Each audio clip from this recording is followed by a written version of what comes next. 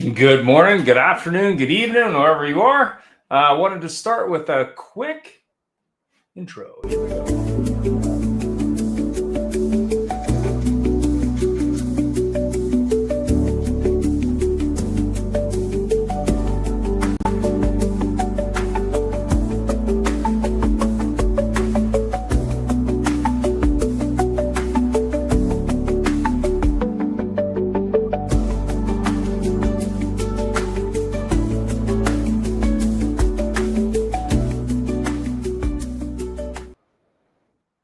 Good morning and welcome to the EV show. I thought I would start with a segment of an interview that I did with Mr. Jeff here, talking about a completely different topic. If you are interested in, more on the video, I will have this interview live shortly. Here we go. Of this, I think I've done 2 programs where we had the media in a competitive vehicle. The opportunity is just too great for a media member to find something they like on the competitor's vehicle, right, than your vehicle. So it wasn't. It was hard for our contact at the manufacturer level to explain to their boss, why did you have the competitors there? And why did a competitor do better in this than our vehicle to the automobile? So that's typically not done. But for consumers, again, in some cases it was done, but more for doing dealer sales training. We almost always had the competitors there. And it was more a case of, this is what you're dealing with, this is what you are up against, and you need to, because it's not going to change. The vehicle that's in the same class that you're going to sell against is this, and you need to figure out how you're going to sell your vehicle in competition with that particular one. And inevitably, I mean, all vehicles are pretty good. And some vehicles are a little better in some areas than others. And that's what they, in those sorts of trainings, would extrapolate is, okay, that vehicle is better in this area here than ours is, and ours is better in this area, and this is what I'm going to focus on selling. And this was Jeff. I did an interview with him. He does events both for driving safety and also for manufacturers. I was asking him about ride and drives, which is pertinent when you look at EVs and how salespeople need to sell those. But let's get started. Here we go.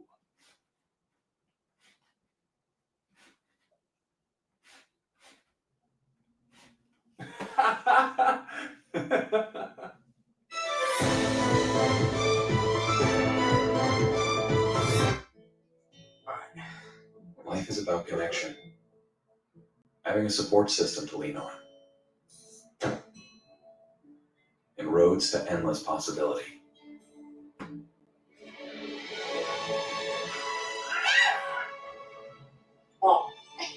At every turn, guiding the way, we are building the connections that move you.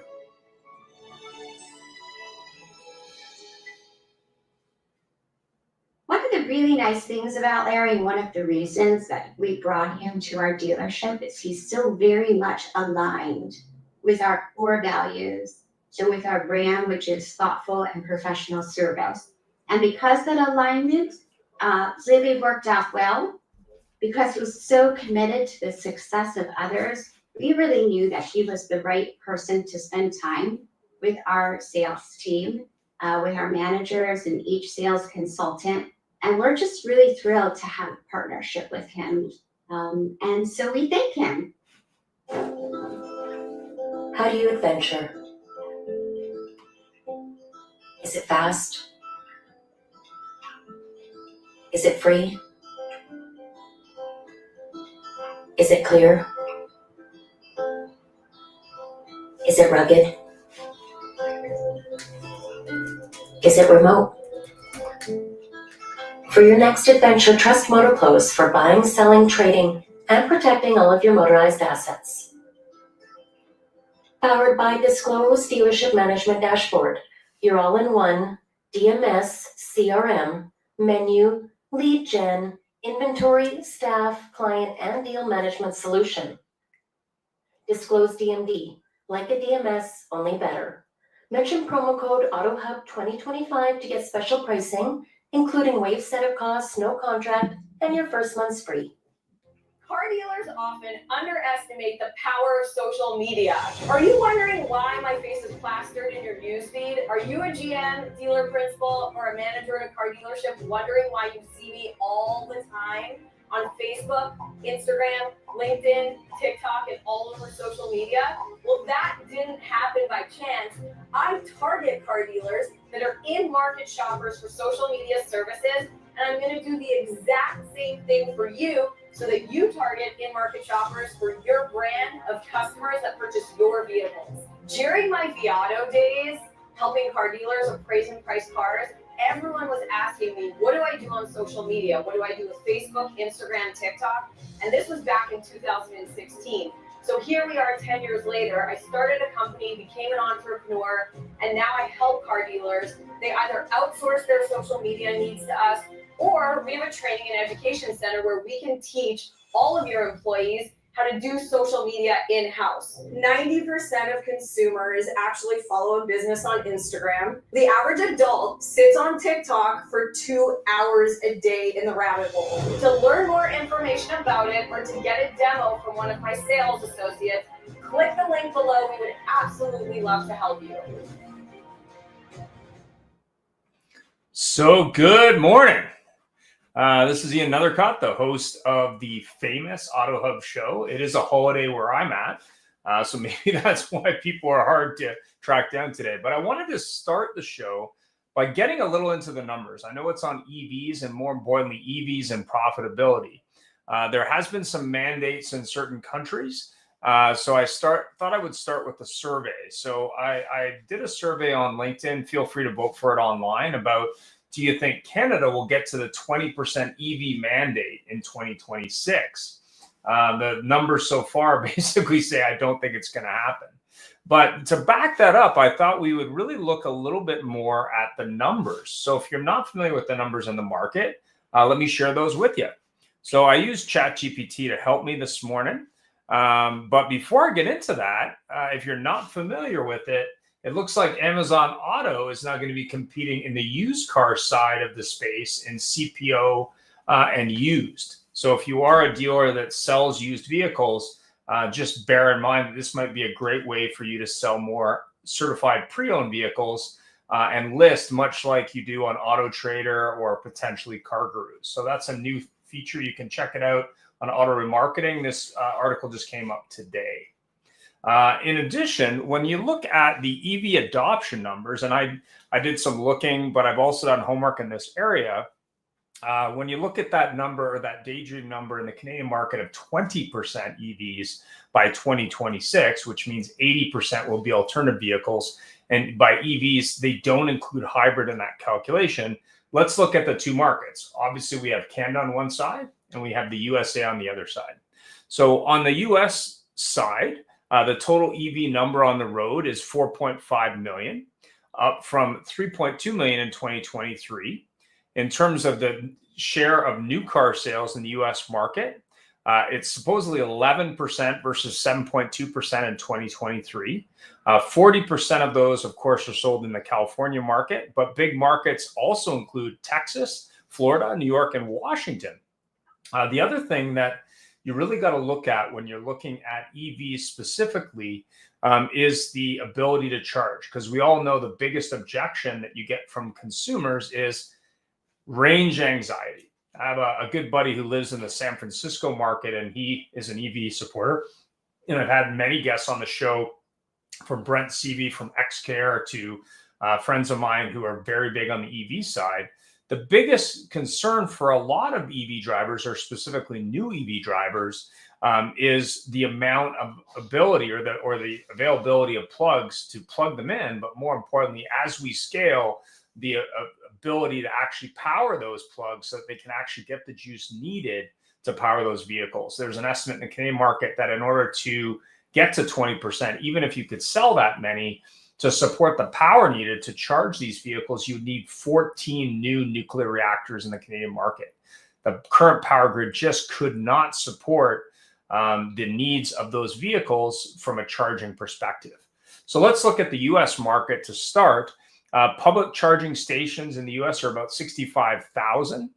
DC fast chargers are about 10,000 for that 4.5 million cars. So there's 30,000 plugs in the DC fast chargers. The goal from the ex-president of the US, Biden, was 500,000 public chargers by 2030 in the US market. Currently, they're behind pace there.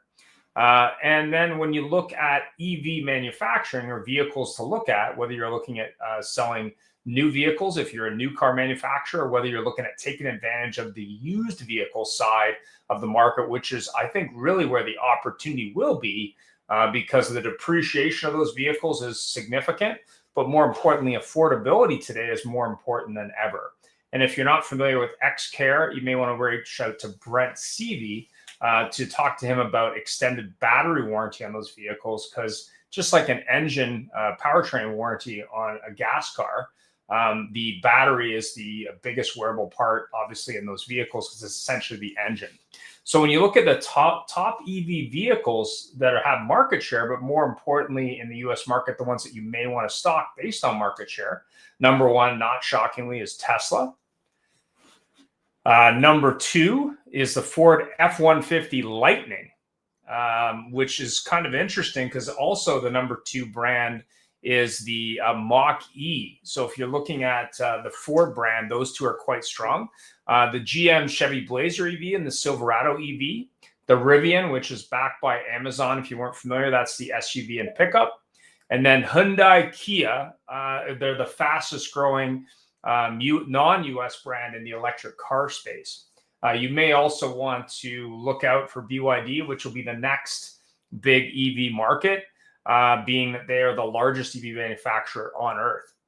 When you look at the battery gigafactory production, that's also a piece as we look at battery changes.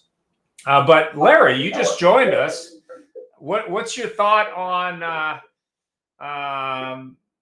the battery credits or the EV credits? Okay, sorry. I'll let me get back there.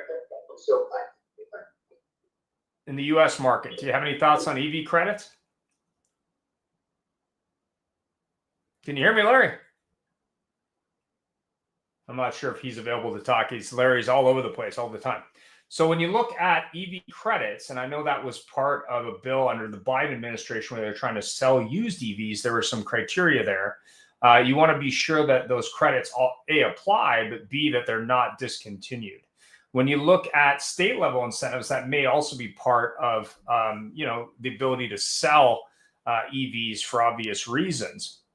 When you look at the impact, that may be important to people buying EVs, but when you're looking at used EVs as an incentive to actually sell, used EVs do have a high depreciation, so they're very affordable versus a new EV. And when you look at the mix of those, when you look at that number, say of 70% depreciation, if you're looking at a $40,000 to $50,000 new EV, for example, something like a Nissan Leaf or a Model 3, that vehicle will definitely be much more affordable for that customer a couple years on. yeah, this way, it's really. So, Larry, did you have any thoughts on batteries or also on incentives?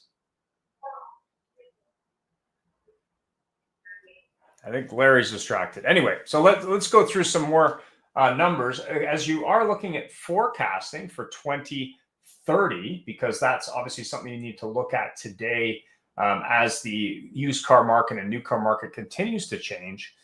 EVs are expected to make up something between 30 and 40% by 2030. I think that number is a little aggressive, but the total EVs on US roads are going to exceed 25 million by that time. And the infrastructure will be there, supposedly, if they hit that target, triple to support the growth. So you need to triple that EP infrastructure. So If you're looking in the EV infrastructure business, or if you have a dealership and you want to expand that charging side at your dealership, that may be a way to obviously drive revenue in addition to selling vehicles. So let's take that market into the Canadian side. So when you look at Canada, the federal government, in their infinite wisdom, have decided that maybe 20% EVs is possible next year. I think that will drive up not only the price of gas or hybrid vehicles, it will probably make it hard to find those vehicles, being that I don't believe Canada can sell 20% EVs in 2026 as a country. But before we get into that conclusion, let's get into a little bit of numbers, because the devil is always in the details.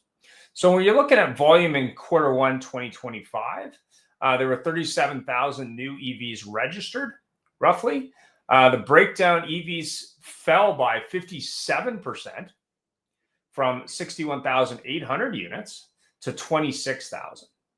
And PHEVs dropped from 44% from 19,000 to 10,000. So what that tells you is the trend is not in the right area. But let's look at the numbers, just like we did in the US, of what the numbers actually are and whether that's even feasible in certain provinces or certain states if you're in the US.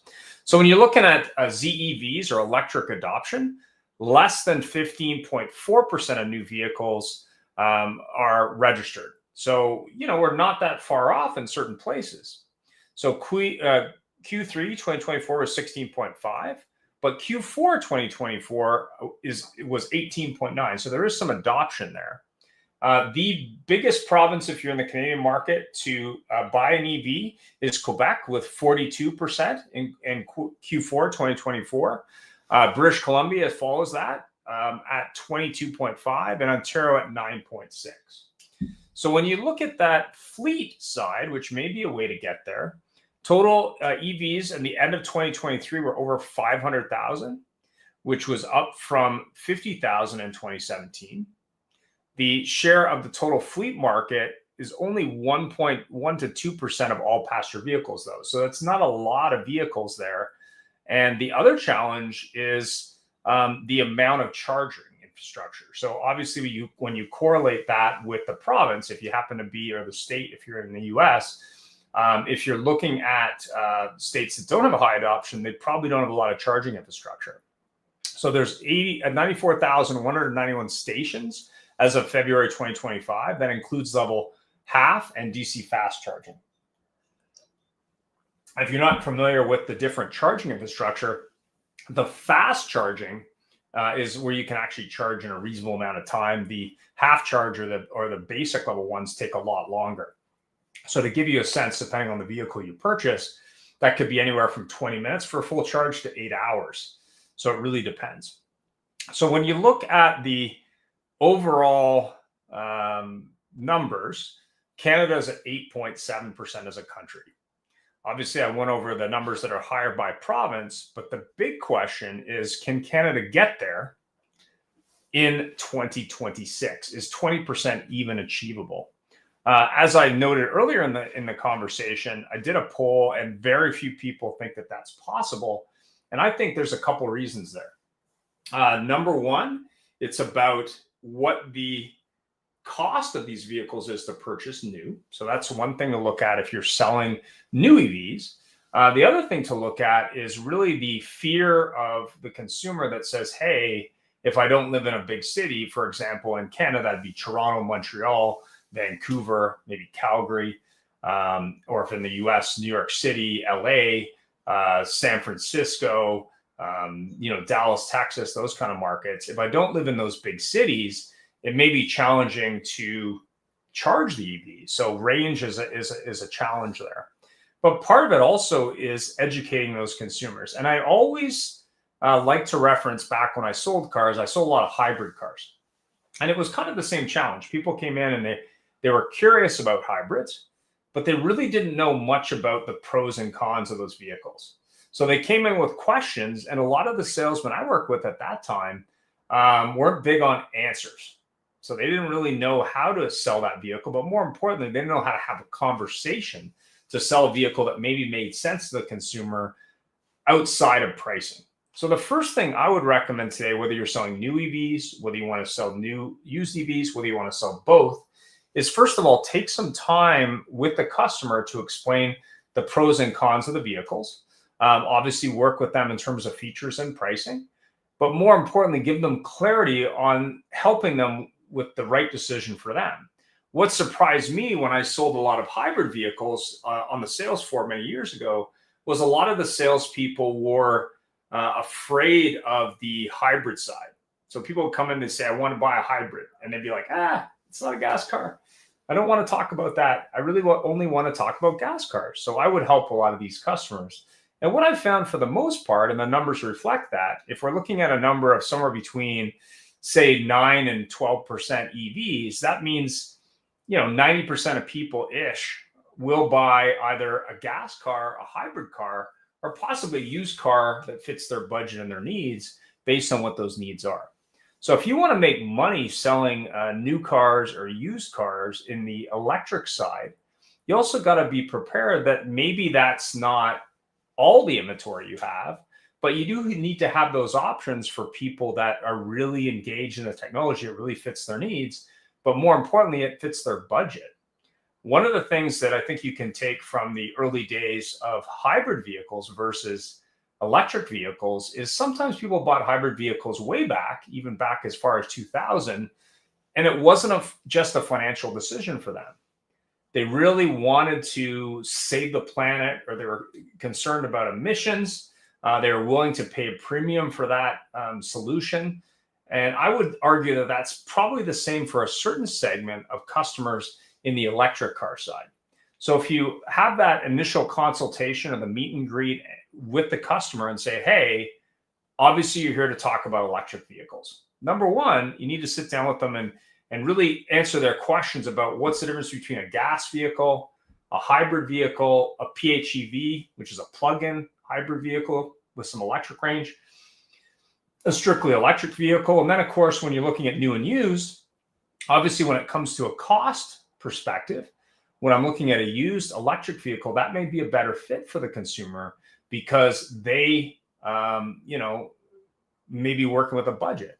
But for some consumers, it's not about the budget. It's about, I want the latest and greatest electric car because really that's what's important to me. So to summarize, there's a few things you need to look at when you're looking at the EV side of the business. Number one, it will become a larger and larger part of vehicles that people buy in 2025, 2026 and beyond. I think eventually we'll get to that 20 to 30% of the market or more. If you're in markets like California, Texas, Vancouver, or Montreal in the Canadian market, or possibly the Northeast in certain areas, you may have a higher interest for those type of vehicles. You may also be able to help somebody who maybe comes in looking for an electric vehicle, and maybe they decide to come in for an electric and go out with a hybrid or go out with a gas car. They may come in looking for a gas car or hybrid or go out with an electric car if that electric car makes sense from a cost perspective. Remember, the depreciation for electric cars is quite high, so you do have an opportunity to maximize profit on an electric car that's pre-owned and also help the customer that maybe likes that technology or it fits their needs.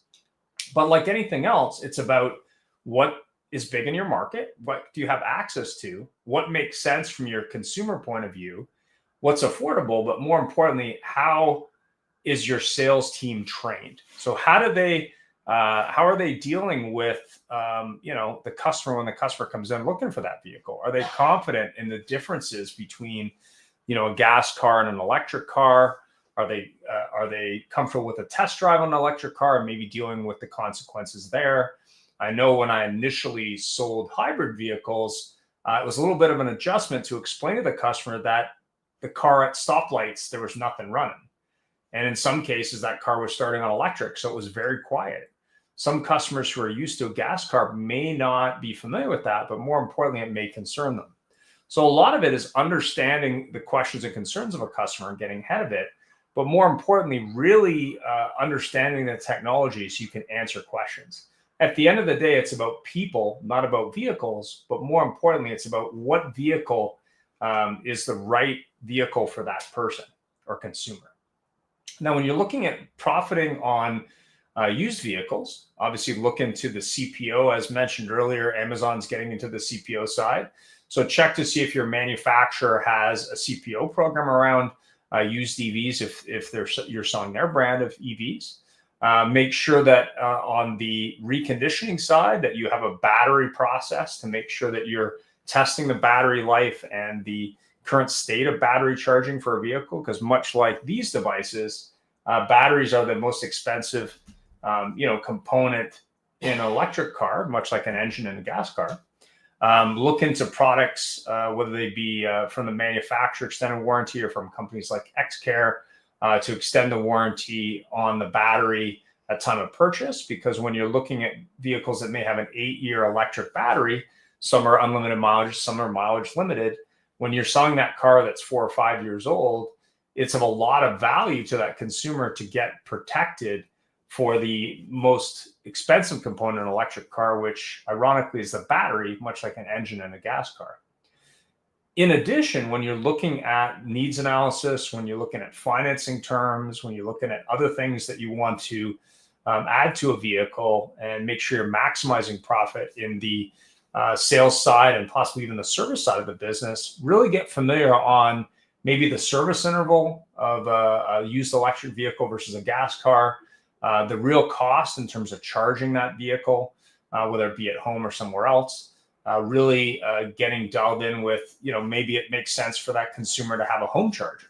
So there's an opportunity there to work with companies like, I think it's XPlug or Plug Plus. There's a bunch of different companies that do that. But also, if you're a dealership and you want to make money in the used car side and also the new car side and the charging side, you may want to debate installing chargers at your location, especially if there's not a lot of chargers in your area. I have a number of dealers that I know that are saying, hey, there's not a lot of chargers in my area.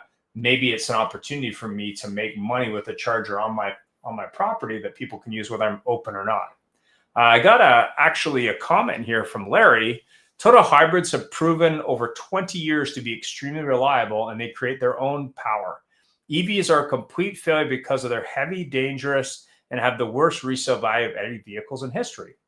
Having owned thanks for that comment, Larry. Having owned a couple of hybrid vehicles myself, both one of the first hybrids from Honda and then a later hybrid from Honda, and having driven Toyota hybrids as well, I would argue too that hybrids are a great solution for a lot of customers because of the simplicity, but more importantly, the track record. Hybrids are not a new technology. Even Toyota's been doing them for 20 plus years. They pre-existed as the electric cars. Electric cars are not new. They were around about 100 years ago, ish. And they were actually very popular with ladies back in the day because they were quiet. I'm not sure if that's true today in the demographics. But if you want some demographic information specifically on the car market, which includes electric cars, you might want to check out this insights from CDK. You can get it from the CDK website in a digital form, or you can actually call them or email them and they'll send it to you. That gives you a lot of data about customers today. There was also some interesting data around ownership of electric cars, but more importantly, happiness. So I think it was 76% of EV customers would buy another EV, about 2% of new and 2% of used as a blended average was the number. Another comment here from Larry. Oh, that's actually from a dual. Chargers are a big issue here in Southern California. So that's true as well, but more importantly, the source of power. So a lot of people who are EV minded are saying, hey, I'm saving the planet, or hey, I'm reducing emissions. The bigger question is what is the source of that power? Now, I know in Canada, in order to meet that demand, you would have to have a lot of nuclear power just to meet the demand. You'd also have to have a power grid that would make sense for that. So in addition to all those things, you really need to look at it and say, okay, have the needs assessment. Sit down and go, okay, why are you here today? How can I help you? Okay, I'm looking for a vehicle. Okay, how do you drive that vehicle? Well, I drive 25,000 miles a year. Okay, do you drive in the city? Do you drive in rural areas? What's the weather like? Because that's another area that a lot of people don't take into account. If you happen to be in a northern climate, that temperature could go down to -20 to -40 in some cases. That's going to impact battery. There was actually a funny case with Edmonton, Alberta, where they bought hybrid or electric buses, and then it gets to be -40 Celsius, so the batteries don't work, and then they had a blanket to try and solve that. So there's definitely a lot of things to consider there. But more importantly, one of the reasons why PHEVs and hybrids are so useful is push comes to shove, you can definitely still drive that vehicle even in bad weather. So there's a couple things to look at as a dealer. Number one, what's the percentage of new car sales right now for electric? Number two, as your sales team trained to handle those customers who came in for an electric but maybe end up with a hybrid or a gas car? Number three, where do you think that used car side opportunity is as you see the opportunity to buy them pre-owned at a low cost? Number four, to really get into a very thorough analysis with the used car manager and your service department on, how do you recondition those vehicles? How do you gauge the battery life and those kind of things, because those could come back to bite you. And more importantly, what makes sense for your consumers? I have another comment here from Larry. When I worked for Toyota Canada, I saw several taxis with 1 million kilometers on them, and they're still on the road. If you're being objective, you'll see EV sales are coming from communist countries like China. Well, ironically, BYD, which is the largest electric car maker in the world, I believe, started out on the battery side. I have had a number of conversations with cab drivers over the years around specifically hybrid vehicles and battery life. So most hybrid, and that's also true with electric, have an 8-year warranty. But if you are using that vehicle as a cab, for example, that warranty could be not covering that battery just because of the amount of mileage you do, because it is mileage or time. And from the cab drivers I talked to, I used to live in Vancouver all the time, who drove Priuses at the time, they would generally go through a battery every 1 to 2 years. The good news about a hybrid vehicle is that cost for the battery is very inexpensive compared to something like a Tesla or a F-150 Lightning or those kind of vehicles. And the reason basically is the kilowatt hour. So when you look at some of these vehicles that are 65 kilowatt hours to 100 kilowatt hours, those batteries could cost anywhere between $10,000 and $30,000 or $40,000 to replace. There is still a warranty on them, so you want to be sure you have A, cover things under warranty, but B, that you have extended warranties available to make sure that that customer isn't in the lurch with a car with no battery. There have been some cases with Hyundai and other manufacturers where the customer basically ended up eating a battery cost or ended up just returning the vehicle because there was no battery left and bought as a used vehicle.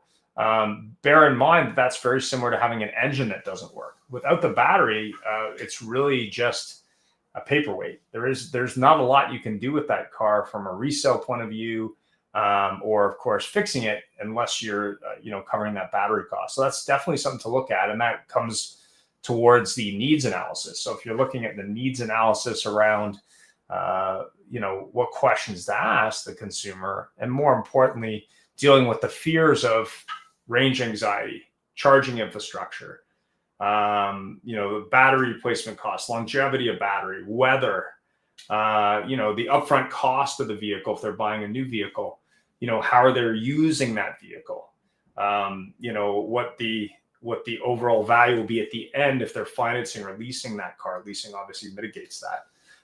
But more importantly, having a clear understanding of what it is that customer's looking for. So I'm not saying don't buy a lot of electric vehicles. I think that's a great idea if your market supports it. Obviously, you want to look at what vehicles are the best rating. You might want to look at Consumers Report or other.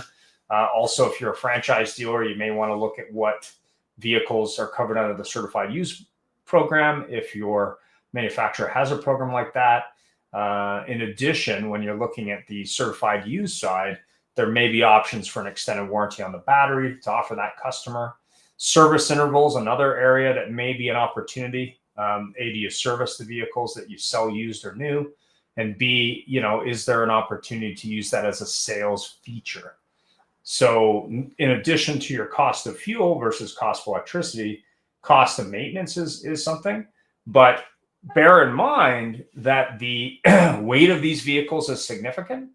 Tires are going to be more expensive and they're going to need replacement more often.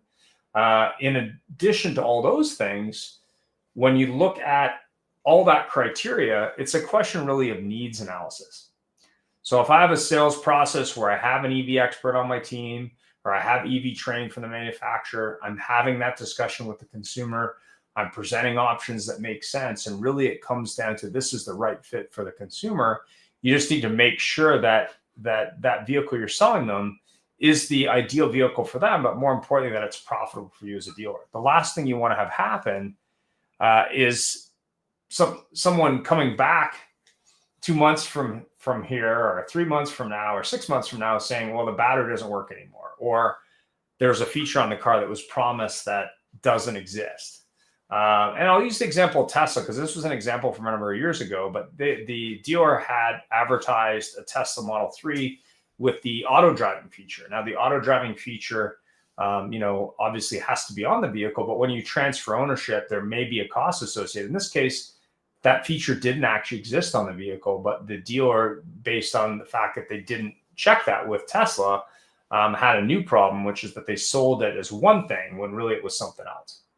And this also came out when there was a fire near where I live a couple of years ago, and Tesla had installed batteries in all their vehicles that had a certain amount of range, even though vehicles were sold with less range, and they could unlock that range. So there's also options to maybe upgrade a vehicle that's used, that's really software based, which is unique, I think, to electric vehicles in terms of things like range.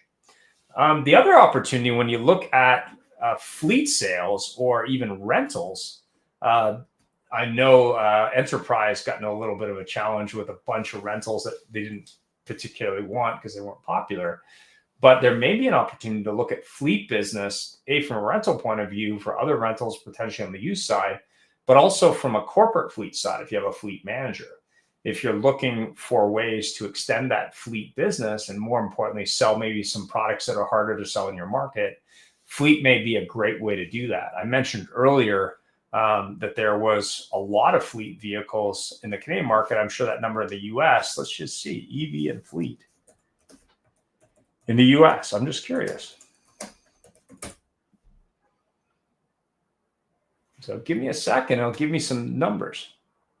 So the overall vehicle fleet, so the total number of registered vehicles, including light, medium, and heavy duty classes, approximately 289 million. EV and fleet shares. There are roughly 6.2 million EVs registered in the US, representing 2.1% of all light duty vehicles. EVs accounted for 9.6% of light duty vehicles, so compared to 10.9. So that is sliding a little bit. About 374,841 EVs were registered. So that could be a source of not only new business if you have EVs that maybe you're having trouble moving, to look at that as an option, but also to look at end-of-life used EV for your used car department, so that way you can sell them as new vehicles to somebody else, so new to you inventory. When you look at the global industry data, in California, it's 2 million, which is 6.37% of light duty. Florida, it's 425,000, which is 2.17%. Texas is 372,000, which is 1.49%. New York, it's 280,000, which is 2.46%. And Washington, it's 250,000, which is 3.57%. So when you're looking at that possible market, that might be a great opportunity for you to maybe buy vehicles that those fleets are no longer using or maybe aren't happy with, but also to sell new vehicles or used vehicles to those fleet customers who maybe are trying to save some money on fueling costs. The other thing to really look at as the market changes, and I think this will happen probably in the longer term, 3 to 5 years, is battery technology is the next thing that's going to change in vehicles. And when that changes, there may be an opportunity to not only upgrade EV vehicles with a newer battery technology, but also to really save money if you're looking to buy a used vehicle that maybe has the older battery technology. I always like to compare it to these devices. When you have an older one, it's not worth as much as the newer one. And I think when you look at electric cars, there's a very big comparison there between one and the other. Another comment here from Larry. With Canada's severe climate and thermal runaway, there's no place for EVs in our country. There's a reason that over 80% of standalone EV companies have gone bankrupt. interesting number there. I still think EVs will be a percentage of the market, but obviously when you look at northern climates, Norway is an example of it actually working in that climate. When you look at climates like northern Canada or northern US, obviously battery range is a little bit of a challenge, and you have seen even movement on the battery manufacturing side and charging infrastructure side where that market is slowing. Part of the reason I think is political, with politicians on both sides having different opinions, but also forcing consumers to buy a certain type of vehicle doesn't seem to be something that works in the marketplace at large. When you look at the U.S. market with incentives, didn't really do a lot.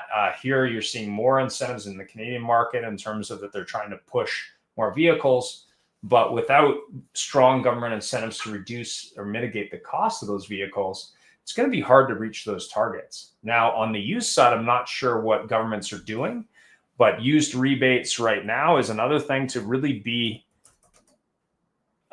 in touch with, especially as you inventory vehicles for resale and maximizing profit. If there's an incentive in terms of rebate on the vehicle, I know there was one in the Canadian market. You have a bunch of different incentives, anywhere from I think as high as $5,700 depending, and then as low as $1,500 or $2,000. If you look at US used vehicle rebates, I know there was a program there. I'm not sure if it's still in place, being that we've had a change in government. Let's find that out. So it looked like there was a clean vehicle tax credit at $4,000 that ended September 30th. There's also an expiration of Act Fast. Looks like that's gone too. State and local, so you may want to check with your local government. California is one that has a $1,500 standard rebate and $2,500 for low-income households. Other states, Delaware has a rebate. Washington State has one. So really, when you're looking at rebates on new and used EVs in the U.S. market, be sure you check with your local, state, or national government to make sure that you're obviously promoting the right thing. But more importantly, that rebate could be the difference between selling more or selling less, because as we already know, the price of vehicles hasn't gone down, and rebate programs tend to change over time. So I guess the final questions, at least for me, as I get to the end of the show today, it was pretty informative for me because I had to look up a bunch of stuff and learn some things. But B, I've been passionate about alternative vehicles for a long time. I actually sold a lot of hybrid vehicles when I worked for Honda. When I worked for Nissan, they had the Leaf at the time, which I believe they still have, which is still one of the most affordable cars out there on the electric front. Hyundai and Kia and others are Ford are really moving in the EV side. Even traditional manufacturers like Stellantis, General Motors, and others have EV options. Cadillac Lyriq is one of them. So there's lots of options in the marketplace, but the question I would always have is there alignment between what the customer wants, what the manufacturer wants to make or is making, and what governments want. I would say in the Canadian market, the government is out of touch with reality because you can't mandate vehicle purchase and have that be successful. It didn't work in the US. I don't think it'll work here. I think also you've got to ask consumers what they want, but more importantly, what they can afford. When you look at the hybrid versus gas cars years ago, there was a little bit of a difference. When you look at electric versus gas, there's a massive difference. Over time, that will come down to parity, especially on the used side. So that's a great opportunity for dealers to make money on the used side, is to look at used electric or used hybrid even. And also don't discount PHEVs. That's a great solution for all scenarios. It does gas, it does electric, it does hybrid, it does combination. So it gives you all the benefits without the downside. And to Larry's point, he's seen cabs with over 1 million kilometers, not on the original batteries, but that's another way to look at it, is longevity of that technology, being that's been around for over 25 years now. It's tested and proven. Electric in the new generation hasn't been around that long.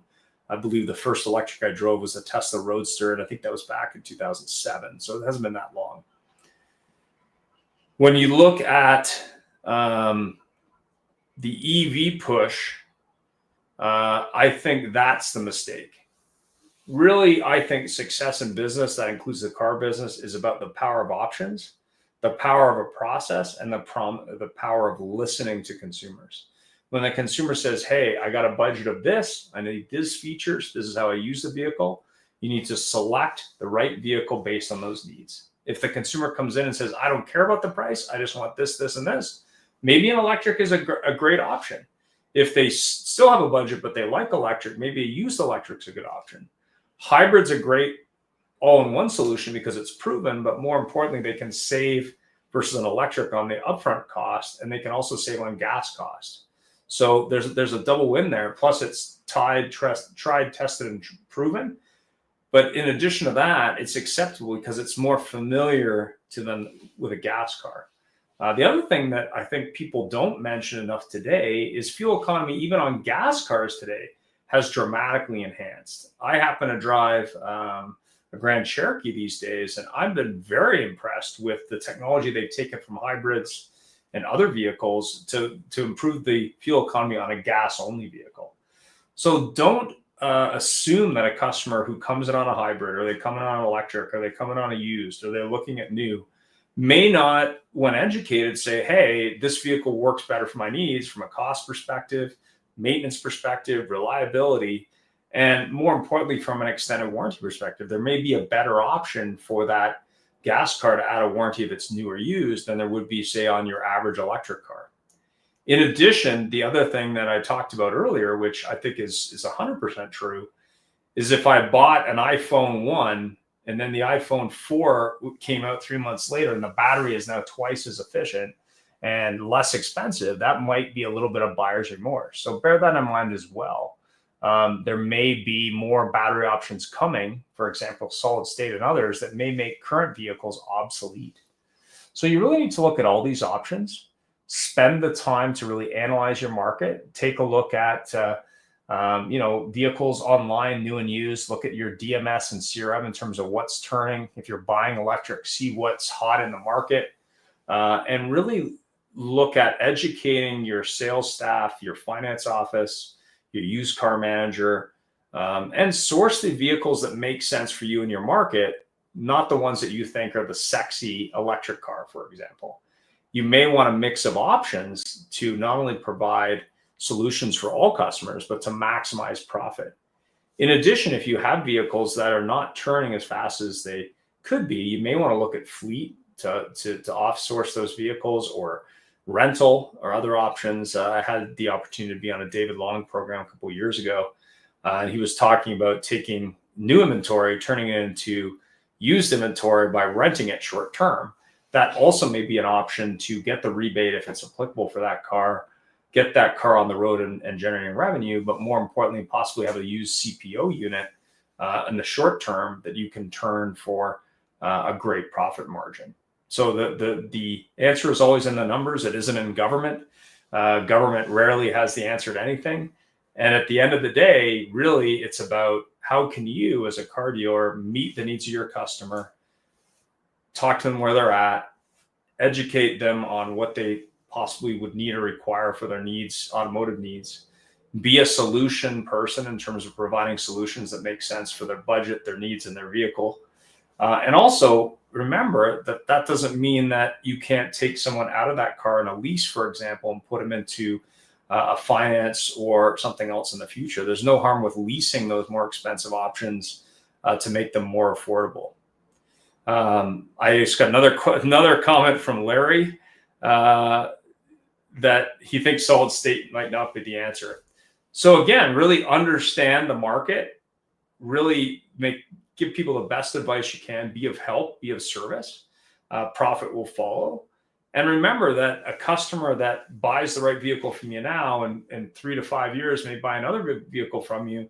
And if they respect the fact that you gave them the hard truth or told them the facts, not just tried to sell them the vehicle they came in on that may or may not have made sense, that is going to give you that customer for life. To me, it's always about customer experience. It's about educating and understanding that customer need and really giving them the best options for their lifestyle, their vehicle needs, and their budget. But if you are getting into the used car side, specifically in electric, or you are trying to upskill your team on electric cars, I think part of it is to really get them educated on what cars are in the market, what other manufacturers or dealers are saying about electric, whether it be Tesla or Rivian or VinFast. There's a lot of companies that are selling directly against gas cars. But more importantly, what objections do the customers have? And are you training them on those objections? We all know that there's only 4 objections to why people buy or don't buy a vehicle. But on the electric car front, it's more about understanding what's in it for you in terms of that vehicle. And more importantly, what vehicle should you be stocking in the used or new side for your customer base? If the manufacturer says, okay, you need to stock all these vehicles, that's great. But what's the turn rate? What realistically do you need to do to move those vehicles off your flooring plan and make sure that you're not losing money on product that maybe the manufacturer thinks people want to buy, but they don't? I think that you will see growing numbers of people wanting electric cars. That depends on your market, so bear that in mind. Do the homework. If you don't have time, you can obviously use AI tools like ChatGPT and others to get there. But also don't believe it when someone just says, hey, it's going to be 30%, it's going to be 50%, it's going to be 20%. That number for your market may be 5%. Maybe it gets to 6%. It may be 8% and drops to 7%. I don't think across the board that 20 to 30% number is realistic. It may be true in some markets, but also you may have customers that are just happier to buy what they've always bought. Hey, I like gas cars. I'm looking at electric. Based on what you told me, maybe that's not the option right now. You always have the right to change your mind in the future if those needs fit better for you. I'm pretty much out of things to say today, which is unusual for me, especially on this topic. I'm a fan of electric cars. I'm a fan of hybrid cars. I'm a fan of all cars. At the end of the day, though, if you're in business, it's really about what should you be doing to make sure that you protect yourself from aged inventory on the new and used front, from stocking vehicles that maybe your customers don't want.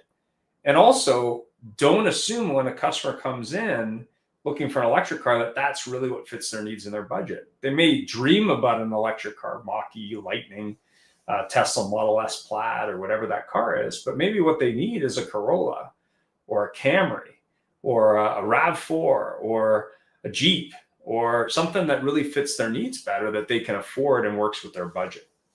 Remember that in some markets, the subprime market is still 40, 50% of your customers. So they may not be able to afford that electric car. But also don't miss the opportunity that I believe will present itself in the next 18 to 24 months, which is used inventory at a very low cost. So that's a great way for people who maybe can't afford a new car that's electric to buy, a new electric. They could buy a pre-owned one with an extended warranty. That vehicle may serve them very, very well.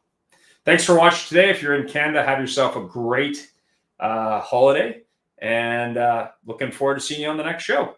Bye for now. Hope you found it informative.